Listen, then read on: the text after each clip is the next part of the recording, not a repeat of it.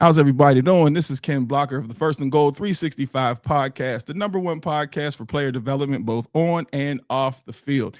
And this is our leadership and legacy episodes that go along with the Bull City Classic that'll be on August 16th. So make sure if you haven't got your ticket, get your ticket. You can get them at the door. But the biggest thing about these tickets is a portion of the proceeds will go to every single team that is involved with the Bull City Classic. So please make sure you support. Today, we have one of the top people in our community, Sheriff Birkhead. How you doing, sir? Doing fine, Ken. Thank you for having me on. Great. And we have Ms. Gilmer, who is heading up Project Safe Neighborhoods here in Durham. And we're going to find out a lot about the information for Project Safe Neighborhood and how we can support. So let's get into this a little bit. First, let's talk about a little bit about you, Sheriff Birkhead, about how long you've served as a deputy here in Durham. Yeah, great question. I've lived in Durham since 1988. Okay. I moved here from Asheboro, and I've been sheriff since 2018 when I was elected. So I'm finishing up my second term and happy to announce that I will seek re-election. That's what we're happy to. So one of the biggest things for me was to be able to talk to those who serve the community and will also be at the Jamboree. And you guys will have a presence at the Jamboree. But what does an event like the Bull City Classic mean to the city of Durham from a public safety standpoint and from a community perspective? Well, events like this can really exemplify community. Mm-hmm. You've got teams coming from all over the Piedmont Triangle area and beyond.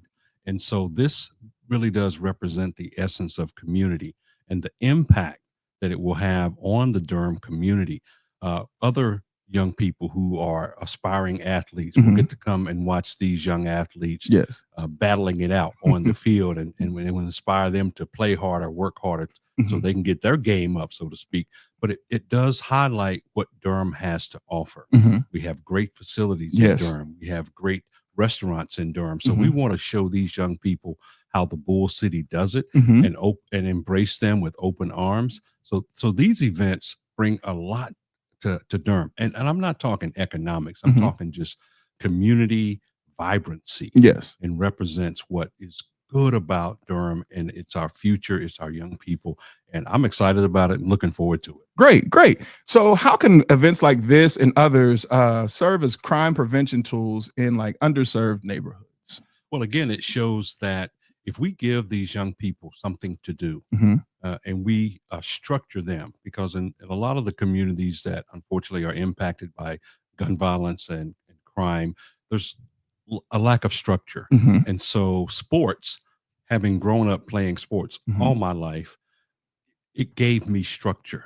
It gave me discipline. It also taught me the value of the person on my left and the person on my right, because those were your brothers and sisters on the battlefield, on the sports battlefield. And we built those relationships. So I think, again, events like this just exemplify what it means to be part of a team and what it means to trust your teammates, highlight your skills, and who knows where it will lead to. And so I think it's very important.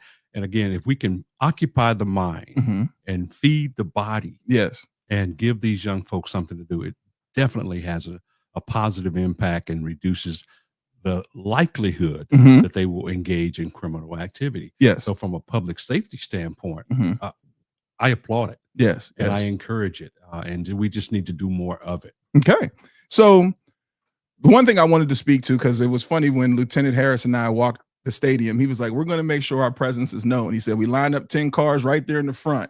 But from a public standpoint, what does the presence of the law enforcement mean being there specifically at the Bull City, where you don't want people to feel like there's a reason to feel unsafe because there's deputy sheriffs there, but you do also want people to notice that there is a presence of we're going to make sure we do things in an orderly fashion and have a great time. So can you talk about that a little bit, about just the presence being there on the day? Yeah, that's exactly why we do it. We want people to know that we are there and that they should feel safe and will be safe. But the other thing that's critical, and I ran on this in 2018, is that we're part of the community. And we're there, yes, to keep the peace, make sure everyone's safe, but we're there to support. Yes. to support the event, Mhm. support these young people, to support the families Mhm. who are attending these events. So we're a resource, Okay. and I know we will get tons of questions Yeah. from everything like where's the best barbecue Yeah. to Yeah. to accommodations, where Right. should we stay, and we're happy to be ambassadors of Durham County. Mhm. And so yes, we'll have that show of force, and we'll have our patrol units out there, and our deputies will be there, but we'll be engaging with everyone who's there, Mhm. especially our young people. Great.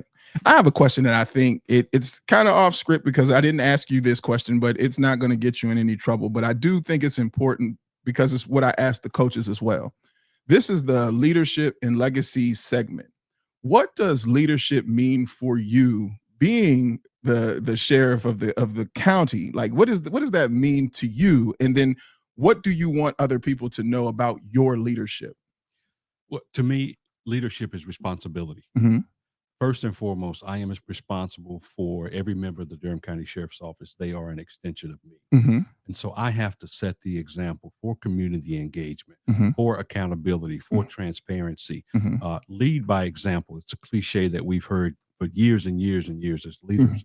But leadership is just that. It is a responsibility for us to not only lead our organization, Yes, sir. but to lead in the community, Mhm. and to make sure that we are connecting Mhm. with the community. Mhm. And as a leader, we have to show up. Right. So whether it's a football event or whether it's the Juneteenth event, Right. whatever's going on in Durham County, Mhm. uh, we need to show up, and Yeah. we need to show up and support. Again, I don't want anyone to feel like we're there to police an event. Mhm. We're there to be part of the event. Yeah. And I think that message must resonate from the leader, Yes. from the sheriff. Yes. And so I'm happy to consider myself a servant leader Yes. because I'm here to serve. And I think that message, permeates throughout the Durham County Sheriff's Office. Great. Now, the next question, it might take you a little bit because everybody I've asked has paused with it. When you decide to say, you know what, I'm going to go fishing and just live my life and I'm done with being a sheriff, what do you want your legacy to be when it's all over? How do you want to be remembered? And what is something that you want the community to say whenever you decide that I've done enough serving? Well, that's easy for me, so I'm not going to pause. Okay. I want my legacy to be a legacy of service, Mhm. that I showed up. Mhm. And if I said something, I followed through. Mhm. If someone was in need, we tried to assist. Okay. I truly believe I'm here to serve Durham County in this capacity Mhm. at this appointed time. Mhm. And one of my favorite scriptures, Matthew 5:16. I hope I got that right. And I'll paraphrase. Let my light so shine that others see my good works and glorify my Father who is in heaven. Mhm. I want that to be my legacy, that Mhm. I am here to serve, and I have done everything within my capacity Mhm. to be a good servant leader. Yes, yes. And that's great. And that's the one thing that I think has been universal about this project, because the funny part is everybody asks about the finance part for me, like, well, how'd you get sponsorship and how'd you get, literally it was asking people. And everybody was like, how can I help? How can I serve? And even the coaches, we coach because we serve, because anybody knows we ain't getting paid a lot of money, but so we do it because we just love to see young people grow. The next question is, how do partnerships between your office and platforms like mine, First and Goal, and others elevate the culture of safety and leadership in the community? Well, again, I think it demonstrates that partnership, Mhm. that we are partners in the community, whether it's for a radio show or uh, a sporting event, Mhm. a business venture downtown, or whatever it is. Law enforcement needs to be at the forefront. Yeah. Again, not to run the event Yeah. or to create this controlled atmosphere, but to demonstrate partnership. Mhm. Oftentimes, public safety or law enforcement is left out of the conversation, Yeah. or we're an afterthought, Yeah. or a necessary evil. Mhm. We take all that, but I want to be intentional Mhm. about having a seat at the table, Yes. to show again that we are partners in the community. Everything that really goes on in the community Mhm. touches law enforcement, or Mhm. vice versa. Again, to make sure everyone feels comfortable, Yeah. everyone's safe. but to support and contribute to the success of an event in any way that we possibly can, whether it's assigning deputies, showing up and offering some level of sponsorship. Law enforcement needs to be able to do that, and that's what we're about here at Durham County. Great. What is one situation that has resonated with you and lasted with you that reminds you that this is why you do this work? Oh, that one I need to pause and think about. Obviously, it's when we make a difference in someone's life. I've been in law enforcement. I'm in my 41st year of serving in a law enforcement capacity. That's great. And I'm 44. I just had to make that joke, make you laugh, just break it up a little bit. But I am 44. That puts it into perspective.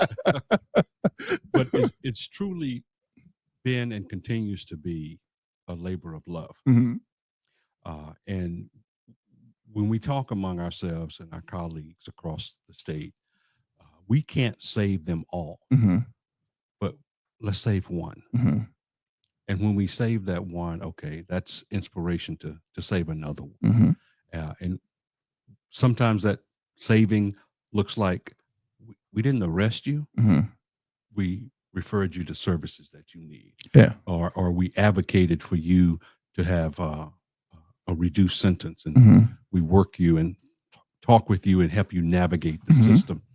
And I have fortunate enough to have a number of those experiences throughout my 41-year career of being able to save just one. And do that over and over again. And for me, that again, it goes back to what I said earlier, as being a servant leader. And that's what service is about. It's not what I get. It's what I'm able to give. But when I hear a mom talk about, you helped my son, you helped my daughter, or we remember when you came and read to us at school, that's why I do it. That's why I do it. It's like playing golf. When you're no good at golf, you get one shot. That's it. Now I'm a golfer. So I want to save just one. And then multiply that as I'm able. Good. Before we get, because I know you all are on a tight schedule, so before we get to Ms. Gilmer, I have one final question. And if there was one thing that you could, one misconception that you can just help the public understand just about law enforcement, because we know sometimes it's a us versus them type of mentality at times. What would be that misconception that you would like to dispel right away, where it's like, hey, it's not a you versus us, and then give the explanation? Yeah, no, law enforcement, listen, again, I've been in it long enough to see the evolution of law enforcement. And I've seen the good and the bad. And it is often an us versus them, but that's not who we are. Right. That's not who we as sheriffs and chiefs across the great state of North Carolina, we instill in our subordinates, our officers, our deputies, that we are servants, that we're here only because the public allows us to be here. In order for us to do our job, we must have public approval. Okay, and we seek that every single day that we put on the badge, we put on the uniform to go out and serve the public. And so we're not bad guys. Right. When bad things happen or tragedies occur, as a CEO, as a leader, we need to own it. Okay. We need to own it and immediately start dissecting it to figure out what happened and how can we not let it happen again. And as I said a moment ago, law enforcement is part of the community. So the misconception is that we're not part of the community. We're there to over police and control people. And that's just simply not the case. We are part of the community. And it is critically important that we continue to try to earn the people's trust. Right. So we can continue to do our job. Great. Yeah. That's my message. Love that. I love it. This is an easy interview here. I like this one. This is nice. Real smooth. You're here with Sheriff Birkhead. Look, everybody just relax and be easy, baby. I got this. If you just stay on that microphone, I think everybody will be like, Sheriff, you're good, baby. So I should tell people to tune in tonight at 11 o'clock for Then you- the Quiet Storm. Absolutely. We're going to recruit you for the radio station. As soon as my sister hears your voice, she is, I promise you, she's going to be like, come on, we got to get you on more often because this seems so natural and so fluid. So great job. But if you would like to, so we're going to let you set up who's sitting to your left and talk a little bit about Project Safe Neighborhood. So I'll let you set it up since you do so well at this. No, thank you, Ken. Project Safe Neighborhood is a federally funded and federally led initiative to reduce violence. It is not about arresting everyone who's in criminal justice involved. It's actually about giving them a second chance. Okay. So we want to focus on violent crime, violent offenders, gun violence in our neighborhoods. And Project Safe Neighborhood, or PSN for short, has been around for 30 years. And that's the focus. We had PSN in Durham about 15, 20 years ago, very successful. I was working in this jurisdiction in another capacity. And so about 4 years ago, I wanted to bring it back because I saw the successes of PSN. And so working with the U.S. Attorney's Office in the Middle District, we were able to get the infrastructure together. And then they said, well, Sheriff, who's going to fund this? and I said, well, the sheriff's going to fund it. Yeah. So it's funded out of the sheriff's office, out of my budget. We have a PSN coordinator, Ms. Tamika Gilmer, a PSN director, Mr. Phil Cousins, and we have our PSN crime analyst, Ms. Shawana. Okay. Richmond. Shawana Richmond. We can edit it. Yeah. But that's the core team. And then we work with Durham Police Department, the DA's office, probation and parole, a host of other individual organizations who are committed to turning around the life of someone who's criminal justice involved. Yes. So that's the lure. That's the opportunity for you not to be incarcerated if you accept our services. Right. So we want, whether it's getting you a job, completing your education, expunging your record so you can get a job. That's really huge too. Full service. A lot of people don't understand that expunging your record is huge. You got to be able to Absolutely. do that. Yes. Even though we banned the box in Durham many years ago, it's still a barrier. So Project Safe Neighborhood, while yes, it's the tip of the spear addressing violent crime, the resources behind Project Safe Neighborhoods are enormous. Yes. And we want to give those individuals an opportunity to avail themselves to these services, to get the help that they need so they can turn from a life of crime and continue to be productive members of the community. Great. And so that's what we're doing. Great. We're excited about it. We're in our first full year as a PSN site in the state of North Carolina. There are about 13 sites in North Carolina active right now. Okay. And we're happy to be in that number. And so with that being said, I'll turn it over to our coordinator, Ms. Tamika Gilmer. Smooth as ice, ain't it? Woo! I don't got to say nothing. Go ahead. No, so Ms. Gilmer, could you please tell me a little bit more about Project Safe Neighborhood and your role in it, and then also about the event that we're having on August 9th? Okay. So Project Safe Neighborhoods, it has a number of different layers. And one of those layers is resources. What I do is I find the resources, bring them together, and then I connect the individuals that are identified with the resources they need, whether it's for them or their family members. Okay. Okay, great. So then how many people do you look to serve? Is there a number where you would be overwhelmed, or is this like, this is come one, come all? Right now, because we're just starting, we have a 15 member team currently. We will be doing those notifications quarterly, and it will build from there. Okay. We also work with adult probation and parole, who actually monitors these individuals. Okay.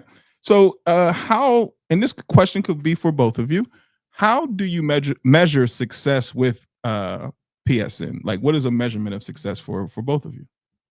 If we look at those 15 individuals and they don't pick up another charge, that's a success. Gotcha. If they don't pick up another felony charge, that's a success. Okay, gotcha. Yeah, it's important, Ken, to recognize that these 15 individuals, they have a record.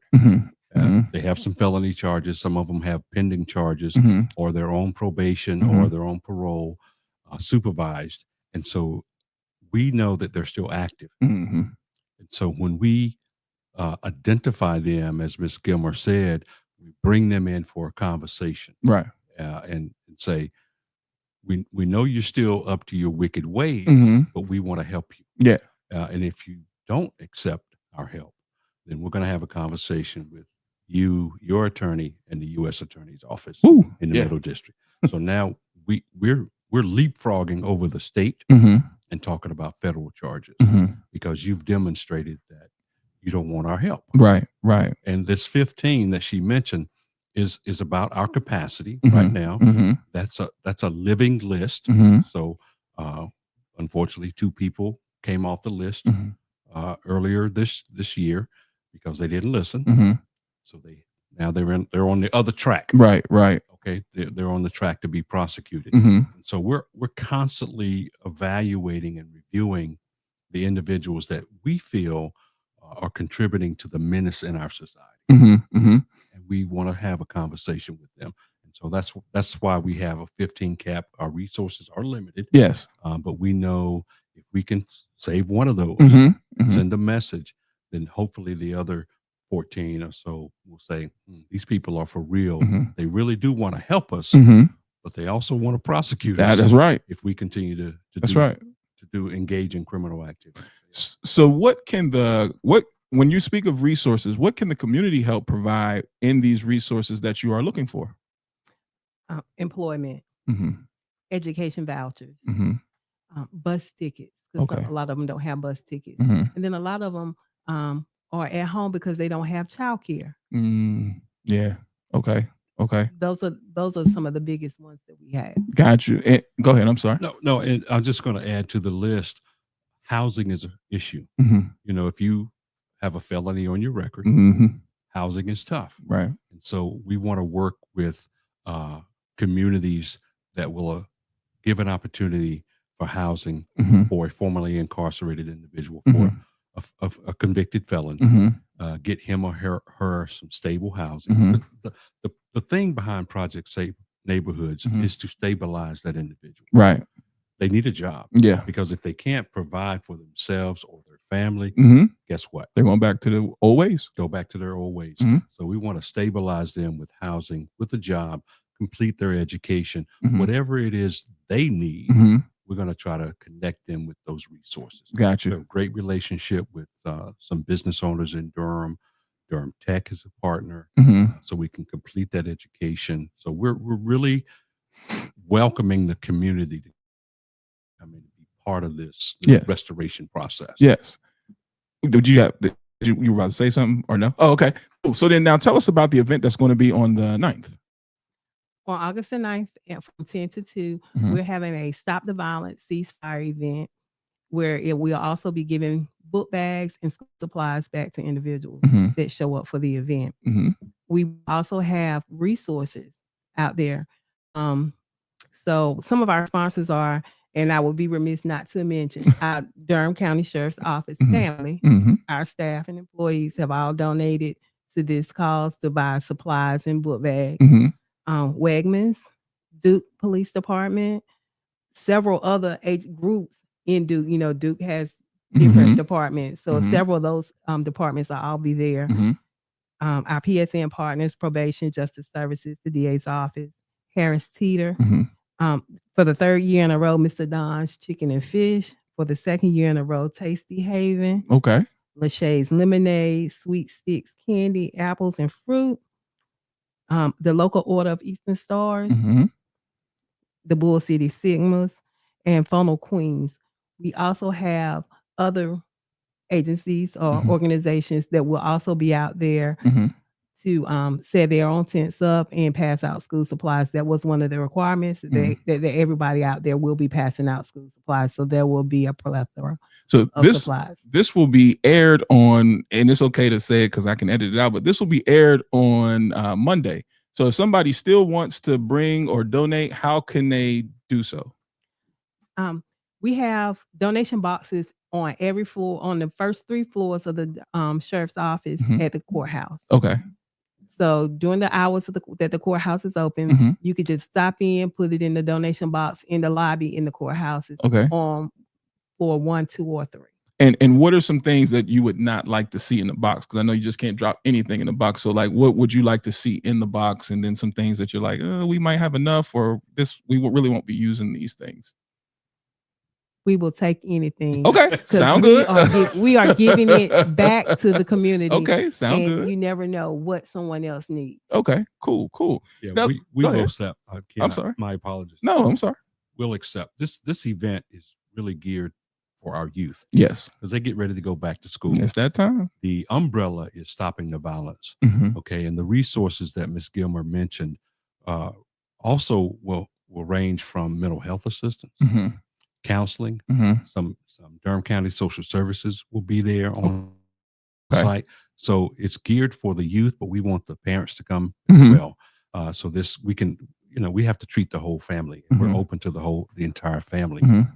These school supplies are critical in for our kids going back to school. Right. We all know the budget situation with our school districts, and certainly Durham is one of them. And teachers don't have enough supplies. Yeah. So paper, pens, pencils, crayons, backpacks if you have them. This is a backpack giveaway, but we got to put stuff in the backpack. Right. And so we're asking folks to bring those essential supplies for our youth so we can prepare them to go back to school. The meals and the food trucks that she mentioned, those are free. Okay. Those will be free to the community. That's huge. Until they run out.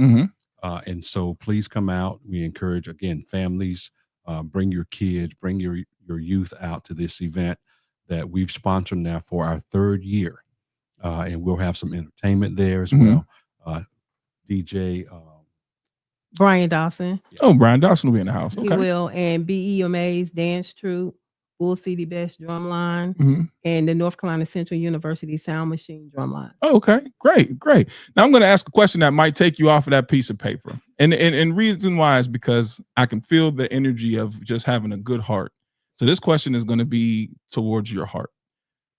What does it mean for others like that are involved in that 15 that you talked about, and even the youth, to see the adults pour in with support and actually know that there are resources and people that care? Because one of the things, I've had family members be arrested and come out and have to reintegrate into society. And the one thing that they feel like at times is that they're stamped with the scarlet letter and that people don't really care. So if you could speak to what you've even seen when they feel the resources come and they feel that actual love of support from the community, and how that can actually catapult them into, I'm gonna just stay in this straight and narrow. So I can give you an instance. When we just did a notification at the beginning of June, when they came in, they didn't know what to expect or who they were meeting. And I went into the room and everybody's looking around and they shaking. Hey, how are you? Yeah. And, because I did the workup on everybody. I knew who everybody was. And I called them by their first name. How do you know that? Because I took my time to know who you were. Right. So I'm going to give you who I am. And then they started lightening up. And then when they can sit around and talk to you and joke with you and things of that nature, I mean, they know you care. Yes. They know you're not there to say, oh, you did wrong. Don't do that again. I'm going to pop your hand. No. Everybody gets into trouble sometimes. That's not the situation. What we want to do is prevent you from getting in trouble. If there's something we can do to help. Right. We understand that things happen. Your kids are in school or they're not in school and you're trying to figure out how you're going to feed them. You don't have a way to feed them, call me. Right. I might have something. I might have a resource. I might have anything that I can just say, hey, I don't have much, but I can share what I have. Yes. So, I mean, that's what I do. We do a lot of times to get a lot of those telephone calls in the middle of the night. Well, I didn't know if I didn't ask. Yes. I told you I could get her. See, got her out of that shell with that question. I knew it. I could feel it. Because the one thing I can say is that, you can feel when people get on the microphone, you can feel the energy. And the energy I get from you is, let's talk about that part, because I do feel as though people need to know that, because as a community, you just think, well, here you go. Here's my resource and just call me. And it's like, no, I need you to show up. I need you to be a presence in these people's lives, because that's really the connection is what they need. The networking is what they need. That's right. One of the things we always talk about is the follow-up. Mm-hmm. And you just mentioned it. Yeah, we're going to show up. We're going to offer you these services, this assistance, but then we have to follow through and be there when you call us in the middle of the night. Right. We have to be able to respond. And if we say we're going to connect you with a job opportunity, we have to follow through. If we say we're working on getting you some temporary housing, we have to follow through. Right. And so it is incumbent upon us to stand on our promises that we are going to do this for you. You got to do your part. We're going to do our part. Yes. And that's really what Project Safe Neighborhoods is all about. And in some communities, there have been 40-50% reduction in violent crime. Here's one thing you may say, that's how does that happen? Because in any community, including Durham, most of the crime is committed by about 5% of the individuals. And if we can identify that 5%, those individuals that we know are out here wreaking havoc, we can calm it down. Yeah. And then the others will say, they got JoJo. I don't want to be like JoJo. Right. And so those facts are proven.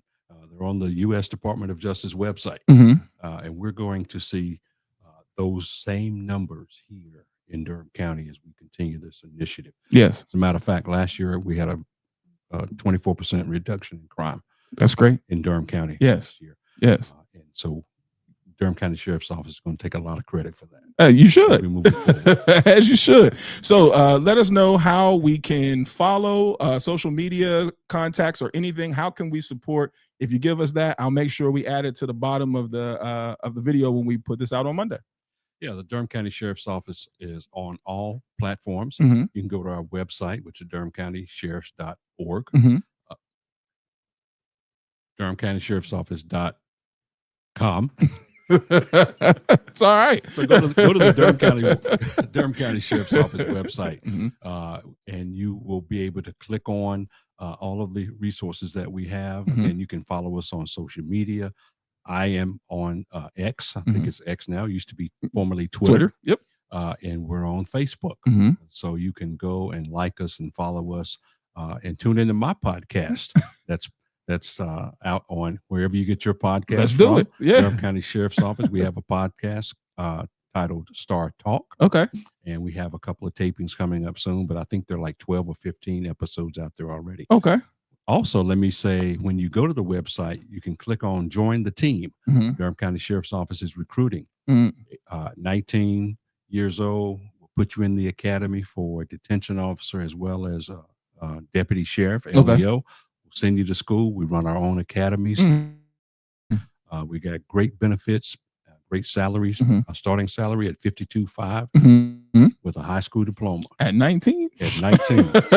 And we'll take care of you. And we run our, like I said, we run our own academies. We do a great job developing individuals into servant leaders. Yes, sir. That's what we do at the Durham County Sheriff's Office. Great. And then if anybody wants to follow specifically the event, does it have its own social media right now, or how can we follow you, get in contact with you through the website? Facebook? We have a Facebook account. It's the Durham County Sheriff's Office Facebook. Everything will be posted on there. We are also on the Durham County Sheriff's Office page under community service. Okay.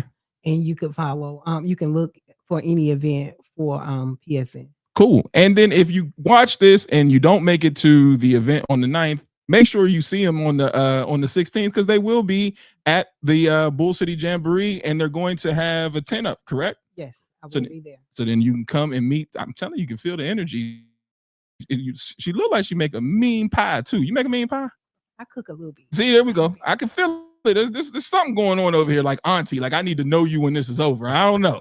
All right, cool. So once again, please make sure you come out to the Bull City Classic, August 16th. Come see all these beautiful folks. Learn more about how we can support the community, because this is a community event. So we're servicing the community. How can we support the community? And I want to thank y'all, because I know you're all busy. So I want to thank y'all for coming through and being a part of TDS. And we will also be donating TDS. We're going to be donating some book bags. So I need you to donate some book bags and some supplies. You know them babies need it. I'm an educator, so I'm telling you, they need it. I'm telling you, they need it. So make sure you come out and bring that out. And please stay tuned for the next interview that we have. That'll be Coach Rackley coming from Roseville High School. So keep it locked with the First and Goal 365 Bull City Classic, presented by the Durham County Sports Commission and the United States Marines. Peace.